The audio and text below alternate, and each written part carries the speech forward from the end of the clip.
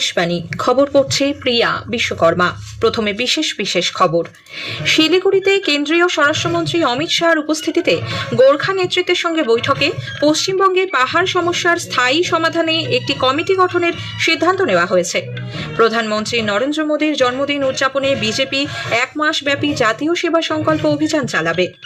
ভারতীয় reserve bank জানিয়েছে, একটি বিশেষ প্রকল্পের মাধ্যমে 21শে আগস্ট পর্যন্ত 7,285 কোটি মার্কিন ডলারের বৈদেশিক মুদ্রা অর্জন সম্ভব হয়েছে। কেন্দ্রীয় সরকার টেলিভিশন চ্যানেলগুলির জন্য ঘন্টায় 12 মিনিটের বিজ্ঞাপনের সময়সীমা তুলে নেওয়ার বিষয়ে বিজ্ঞপ্তি জারি করেছে। মার্কিন যুক্তরাষ্ট্র কানাডার 2,000 কোটি ডলার মূল্যের রপ্তানি করা পণ্যের ওপর 50% শুল্ক আরোপ করেছে। বিডব্লিউএফ ব্যাডমিন্টন বিশ্ব চ্যাম্পিয়নশিপে ভারতের তৃষা জলি এবং গায়ত্রী গোপীচাঁদ জুটি ব্রোঞ্জ পদক নিশ্চিত করেছেন। আসছে বিস্তারিত খবরে। পশ্চিমবঙ্গে পাহাড় সমস্যার স্থায়ী সমাধানে একটি কমিটি গঠনের সিদ্ধান্ত নেওয়া হয়েছে। শিলিগুড়ির কাছে সুকনায় আজ কেন্দ্রীয় স্বরাষ্ট্রমন্ত্রী অমিত শাহর উপস্থিতিতে গোর্খা নেতৃত্বের সঙ্গে বৈঠকে এই সিদ্ধান্ত হয়। মধ্যস্থতাকারী পঙ্কজ কুমার সিং এর নেতৃত্বে এই কমিটি কাজ করবে।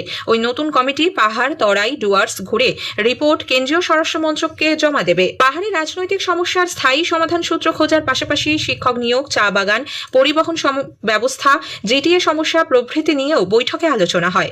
মুখ্যমন্ত্রী শুভেন্দু অধিকারী, স্বরাষ্ট্র প্রতিমন্ত্রী বিশাল লামা, দার্জিলিংয়ের সাংসদ রাজু বিস্তা, রাজ্যসভার সাংসদ হর্ষবর্ধন শ্রীংলা বৈঠকে যোগ দেন। ছিলেন জিটিএর প্রধান সচিব শ্রুতি রঞ্জন মোহান্তি এবং গোর্খা জনমুক্তি মোর্চার প্রধান বিমল গুরুং, জিএনএলএফ এর মতো রাজনৈতিক দলগুলি।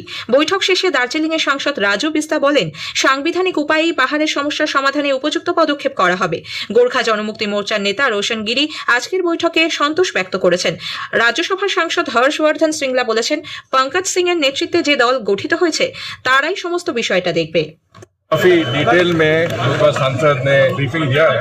ये मैं कह सकता हूँ कि एक माननीय गृह मंत्री जी आए हैं सिलीगुड़ी में, उन्होंने मीटिंग लिया, बहुत अच्छा मीटिंग हुआ। शुभेंदु जी भी थे मुझे, और मुझे लगता है कि अच्छा मतलब समाधान जो हमें चाहिए गोरखालैंड का मुद्दे के बारे में, वो उसका शुरुआत हो गया है। कमेटी उन्होंने बताया होगा कि पंकज, जो हमारे गोरखालैंड इंटीग्रेटेड पंकज सिंह के नेतृत्व में एक कमेटी होगा जो मतलब इसको थोड़ा सा डिटेल में एग्जामिन करें। শিলিগুড়ি করিডোর বা চিকেন স্নেকের নিরাপত্তা নিয়েও বৈঠকে আলোচনা হয়েছে। সীমান্তে মোতায়েন বিএসএফ ও সশস্ত্র সীমা বলের উচ্চপদস্থ আধিকারিকরাও বৈঠকে যোগ দেন। প্রতিরক্ষা মন্ত্রী রাজনাথ সিং আগামীকাল কলকাতায় garden reach ship builders and engineers limited ও যন্ত্র ইন্ডিয়া লিমিটেডের এক অনুষ্ঠানে 5টি নতুন প্রকল্পের শিলান্যাস করবেন। অনুষ্ঠানে যোগ দেবেন মুখ্যমন্ত্রী শুভেন্দু অধিকারী। অতি ক্ষুদ্র মাঝারি শিল্প, এমএসএমই প্রতিষ্ঠানগুলির প্রতিনিধিরাও সেখানে উপস্থিত থাকবেন। প্রধানমন্ত্রী নরেন্দ্র মোদীর জন্মদিন উদযাপনে বিজেপি এক মাসব্যাপী জাতীয় সেবা সংকল্প অভিযান চালাবে।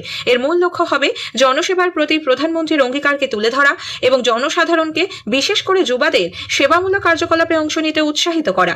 নতুন দিল্লিতে আজ সাংবাদিকদের বিজেপির সর্বভারতীয় সাধারণ সম্পাদক বিনোদ তাওরে বলেছেন, 2001 সালের 7ই অক্টোবর শ্রী মোদী গুজরাটের মুখ্যমন্ত্রী হিসেবে শপথ নেবার 25 বছর উদযাপনের অঙ্গ হিসেবেও এই অভিযানের আয়োজন করা হচ্ছে। এর আওতায় বিজেপি কর্মীরা দেশের 14 লক্ষেরও বেশি অঙ্গনওয়াড়ি কেন্দ্রে পৌঁছে শিশুদের সঠিক পুষ্টি প্রদান ও তাদের সহায়তার জন্য অঙ্গনওয়াড়ি কর্মীদের সম্মান জানাবেন। सेवा सेतु अभियान के तहत 15 दिन के लिए ब्लॉक लेवल पर हर योजना के संबंधित डिपार्टमेंट के आवश्यक कागजात को लेकर वहाँ लोग उपस्थित रहे। तो आप वहाँ आइए, फॉर्म भरिए, आपका नाम आयुष्मान में ऐड हो जाएगा। ऐसे सरकार के अलग अलग भिन्न भिन्न जो योजनाएं हैं जिसका लाभ सभी लोगों तक पहुँचना है, तो उनको ये मौका होगा कि उनके ब्लॉक स्तर पर सेवा सेतु अभियान का एक अपना अलग कार्यक्रम उस दरमियान होगा। उसमें वो इस मौके का लाभ लेते हुए अपने आप को इस योजना में जोड़ सकते। জাতীয় স্তোত্র বন্দে মাতরমের ঐতিহ্য ও সম্মান রক্ষায় বিজেপি একটি প্রস্তাব পাশ করেছে। সামাজিক মাধ্যমে এক পোস্টে দলের সর্বভারতীয় সভাপতি নীতিন নবীন কংগ্রেসের কর্মসমিতির বৈঠকে সম্প্রতি দলীয় অনুষ্ঠানে বন্দে মাতরমের প্রথম 2টি স্তবক পরিবেশনের যে সিদ্ধান্ত হয়েছে তার সমালোচনা করেন। রাজনৈতিক তোষণ এবং ভোট ব্যাংকের কারণে জাতীয় স্তোত্রের অবমাননা রুখতে বিজেপি প্রতিশ্রুতিবদ্ধ বলে তিনি জানান। জাতীয় স্তোত্র বন্দে মাতরমের পূর্ণাঙ্গ রূপ পরিবেশন নিয়ে জনসচেতনতা বৃদ্ধি এই প্রচারের লক্ষ্য বলে দলের মুখপাত্র সম্বিত পাত্র জানিয়েছেন। নতুন দিল্লিতে আজ সাংবাদিকদের তিনি বলেন, সম্প্রতি দলের নতুন জাতীয় পদাধিকারীদের বৈঠকে এই সিদ্ধান্ত নেওয়া হয়। কংগ্রেসের সদর দপ্তরে এক অনুষ্ঠানে বন্দে মাতরমের 2টি স্তবক পরিবেশনের পরই তা বন্ধ করে দেওয়ার অভিযোগ তুলে ওই দলের সমালোচনায় সরব হন তিনি। आज इस प्रस्ताव में भारतीय जनता पार्टी के पदाधिकारी की बैठक में माननीय राष्ट्रीय अध्यक्ष जी ने निर्देश दिए कि भारतीय जनता पार्टी का प्रत्येक कार्यकर्ता देश के प्रत्येक गली नुक्कड़ कोने में जाकर वंदे मातरम का यशोगान करेगा। वंदे मातरम के विषय में लोगों को हम बताएंगे। वंदे मातरम को लेकर जिस प्रकार की कुलछित राजनीति कांग्रेस पार्टी कर रही है उसको लेकर हम आंदोलन खड़ा करेंगे। ভারতীয় রিজার্ভ ব্যাংক আজ জানিয়েছে তাদের বিশেষ মার্কিন ডলার ভারতীয় রুপি বিদেশি মুদ্রা বিনিময় প্রকল্পের মাধ্যমে এবছর 21শে আগস্ট পর্যন্ত ৭,২৮৫ কোটি মার্কিন ডলারের বৈদেশিক মুদ্রা অর্জন করা সম্ভব হয়েছে। অর্জন করা মোট বৈদেশিক মুদ্রার মধ্যে ফরেন কারেন্সি নন রেসিডেন্ট আমানত থেকেই এসেছে ৬,৫৪০ কোটি মার্কিন ডলার। রিজার্ভ ব্যাংক এবছর জুন মাসের ৮ তারিখ এফসিএনআরবি আমানত, ইসিবি এবং ওএফসিবির মাধ্যমে আসা বৈদেশিক মুদ্রাকে একত্রিত করে এই বিশেষ মার্কিন ডলার ভারতীয় রুপি বিদেশি মুদ্রা বিনিময় সুবিধা চালু করে। দুর্বল হয়ে পড়া ভারতীয় মুদ্রাকে চাঙ্গা করার লক্ষ্যেই এই মুদ্রা বিনিময় সুবিধা ঘোষণা করা হয়েছিল। এবছর ৩১শে আগস্ট পর্যন্ত তা চালু থাকবে। কেন্দ্রীয় অর্থমন্ত্রী নির্মলা সীতারামনের বিনিয়োগ প্রকল্প সংক্রান্ত অনলাইনে ছড়িয়ে পড়া একটি ভিডিও ভুয়ো বলে জানিয়েছে সরকার। ওই ভিডিওতে প্রাথমিকভাবে ২২,০০০ টাকা বিনিয়োগে সপ্তাহে ৫,৫০,০০০ টাকা আয়ের প্রতিশ্রুতি দেওয়া হয়েছে। প্রেস ইনফরমেশন ব্যুরো পিআইবির তথ্য অনুসন্ধানী শাখা জানিয়েছে ভিডিওটি এআই বা কৃত্রিম বুদ্ধিমত্তা নির্মিত। অর্থমন্ত্রী এ ধরনের কোনো বিনিয়োগ প্রকল্প অনুমোদন করেননি।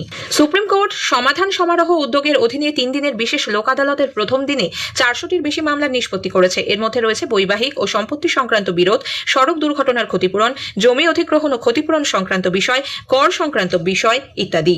প্রধানমন্ত্রী নরেন্দ্র মোদী রবিবার ৩০শে আগস্ট আকাশবাণীতে মন কি বাত অনুষ্ঠানে দেশ বিদেশের মানুষের সঙ্গে তাঁর চিন্তাভাবনা ভাগ করে নেবেন। এটি হবে মাসিক এই বেতার অনুষ্ঠানের ১৩৭তম পর্ব। আকাশবাণী ও দূরদর্শনের সবকটি চ্যানেলে সকাল ১১টা থেকে এই অনুষ্ঠান শোনা যাবে। খবর শুনছেন আকাশবাণী থেকে। কেন্দ্রীয় সরকার টেলিভিশন চ্যানেলগুলির জন্য প্রতি ঘন্টায় ১২ মিনিটের বিজ্ঞাপনের সময়সীমা তুলে নেওয়ার বিষয়ে বিজ্ঞপ্তি জারি করেছে। গেজেটে কেবল টেলিভিশন নেটওয়ার্ক রুলস ১৯৯৪ এর সংশোধনী প্রকাশের সঙ্গেই এই সিদ্ধান্ত কার্যকর হয়েছে। তথ্য ও সম্প্রচার মন্ত্রক জানিয়েছে টেলিভিশন সম্প্রচার ক্ষেত্রে গত ২ দশকে ব্যাপক পরিবর্তন আসার কারণে বিজ্ঞাপনের সময়সীমা সংক্রান্ত পুরনো নিয়ম পুনর্বিবেচনা করে এই সিদ্ধান্ত নেওয়া হয়েছে। ভারতে টেলিভিশন শিল্প বিজ্ঞাপনের ওপর ব্যাপকভাবে নির্ভরশীল, কিন্তু ডিজিটাল মাধ্যমে বিজ্ঞাপনের সময়সীমার কোনো নির্দিষ্ট বিধিনিষেধ না থাকায় টেলিভিশন চ্যানেলগুলির ক্ষেত্রে অসম প্রতিযোগিতার পরিস্থিতি তৈরি হচ্ছিল। মার্কিন যুক্তরাষ্ট্র কানাডার ২,০০০ কোটি ডলার মূল্যের রপ্তানি করা পণ্যের উপর ৫০% শুল্ক আরোপ করেছে। আজ থেকে এই শুল্ক হার কার্যকর করা হয়েছে বলে হোয়াইট হাউস জানিয়েছে। জুলাই মাস থেকেই দুদেশের মধ্যে বাণিজ্যিক চুক্তির বিষয়ে আলোচনা চলছে, কিন্তু সমঝোতায় পৌঁছতে পারেনি কোনো পক্ষই। হকি স্টিক সহ কিছু নির্দিষ্ট পণ্যের ক্ষেত্রে এই শুল্ক হার প্রযোজ্য হবে। মার্কিন যুক্তরাষ্ট্রের এক বরিষ্ঠ আধিকারিক জানিয়েছেন স্টিল, অ্যালুমিনিয়ামের মতো পণ্যে শুল্কের পরিমাণ কমানোর দাবি জানিয়েছিল আমেরিকা, কিন্তু ওয়াশিংটন তাতে সম্মতি দেয়নি। কানাডার প্রধানমন্ত্রী মার্ক কার্নি পাল্টা হুঁশিয়ারি দিয়ে বলেছেন ডলারে এর হিসেব নেওয়া হবে। বাণিজ্যিক আলোচনা ব্যর্থ হওয়ার জন্য ওয়াশিংটনকে দায়ী করেন তিনি। ব্রিটিশ পার্লামেন্টের ৭০-এর বেশি সদস্য পাক অধিকৃত কাশ্মীরের পরিস্থিতি নিয়ন্ত্রণে রাষ্ট্রসংঘের মহাসচিব আন্তোনিও গুতেরেসের হস্তক্ষেপ চেয়ে তাকে চিঠি দিয়েছেন। পাক বাহিনীর আক্রমণ বন্ধ এবং সাধারণ নাগরিকদের জীবন রক্ষার আহ্বান জানিয়েছেন তারা।